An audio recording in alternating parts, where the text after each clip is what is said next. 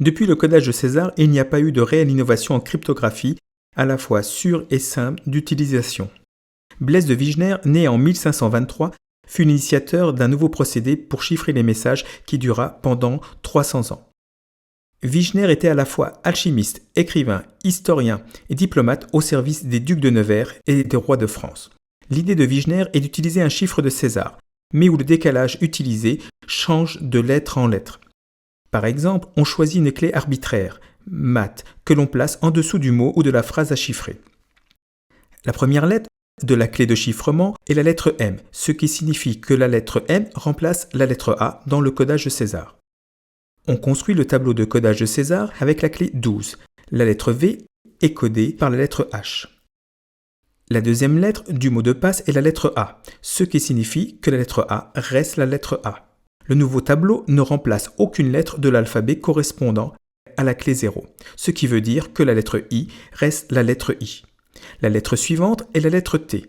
La lettre A est donc substituée par la lettre T. D'après ce tableau, avec la clé de codage 19, la lettre G est codée par la lettre Z. Avec la lettre H de la clé mat, la lettre A est donc chiffrée par la lettre H, soit la clé de codage 7. On en déduit immédiatement, d'après le tableau de codage, que la lettre E est remplacée par L. La dernière lettre de la clé de chiffrement mat est la lettre S. La lettre A est donc substituée par la lettre S. D'après ce tableau, la lettre N est codée par la lettre F. Et on continue jusqu'à chiffrer la totalité du texte. Voici le mot Vigenère, codé avec la clé mat. Vous remarquez que les 3 lettres E sont chiffrées par 3 lettres différentes. Comme une même lettre peut être codée par différentes lettres, l'analyse statistique vue par le codage de César ne va donner aucun renseignement. Voici l'histogramme des fréquences des lettres du livre Le Petit Prince en français. Comme vous pouvez le constater, sur un total de 62 008 lettres, la lettre E apparaît le plus souvent, soit environ 17%. Puis vient ensuite les lettres I, S, A. Maintenant, l'histogramme du livre Le Petit Prince chiffré par le codage de César. Nous avons le même graphique avec un décalage de 3 rangs. Vous avez donc compris que la clé de codage est 3. La lettre E est codée par H. Voici maintenant le graphique des fréquences du même livre chiffré par le codage de Vigenère avec la clé mat. On constate une nette différence entre les deux graphiques. Les fréquences sont très irrégulières dans le second, alors que dans le premier, les fréquences sont plus équilibrées. Il est impossible dans le graphique représentant le codage de Vigenère de distinguer la lettre E. Alors, comment décrypter le codage de Vigenère? Il y a plusieurs techniques pour décrypter un texte.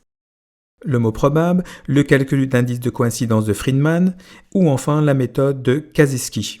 Nous allons montrer la dernière méthode en commençant par l'étude du texte pour trouver la longueur de la clé. On repère des séquences d'au moins 3 lettres qui se répètent dans le texte codé. La faiblesse du code de Vigenère vient de la longueur de sa clé. Effectivement, on peut avoir certains groupes de lettres dans un texte codés par le même alphabet selon la clé de chiffrement. Dans le texte codé, on remarque que le groupe WXB est séparé de 54 lettres et une autre fois de 93 lettres.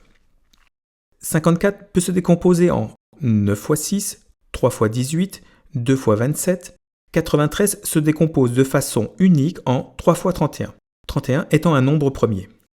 Dans le texte codé, on constate aussi que le groupe WWF est séparé de 66 lettres.